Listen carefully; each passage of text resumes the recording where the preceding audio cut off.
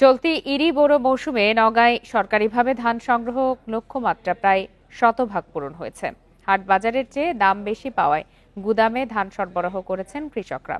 জেলা খাদ্য কর্মকর্তা জানান, এবার প্রতি কেজি ৪৯ টাকা দরে ৫১,৯৪৭ মেট্রিক টন চাল এবং ৩৬ টাকা দরে ১৩,৭২৭ মেট্রিক টন ধান সংগ্রহের লক্ষ্য ধরা হয়।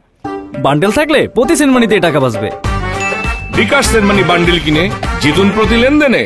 রবিবার সংগ্রহ অভিযানের শেষ দিন পর্যন্ত চাল লক্ষ্যমাত্রার ৯৭.৪ ভাগ এবং ধান ৯৫.১১ ভাগ অর্জিত হয়েছে। তবে ধানের দাম বেশি হওয়ায় চুক্তিবদ্ধ চালকল মালিকরা কেজিতে ২ থেকে ৩ টাকা লোকসান নিয়ে চাল সরবরাহ করেছেন।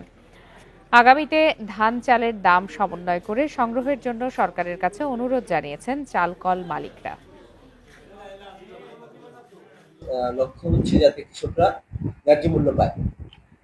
তো এই মৌসুমে যেটা হয়েছে, দামটা একটু বেশি ছিল মার্কেটের তুলনায়, যে কারণে কৃষকরা ধান দিয়েছে। ওই লোকালি ধানটা পরীক্ষা করে তাদেরকে নিশ্চয়তা দিয়েছে যে হ্যাঁ, আপনার ধানটা ঠিক আছে, আপনি ধানটা নিয়ে আসেন, আমরা এই ধানটা নিতে পারবো।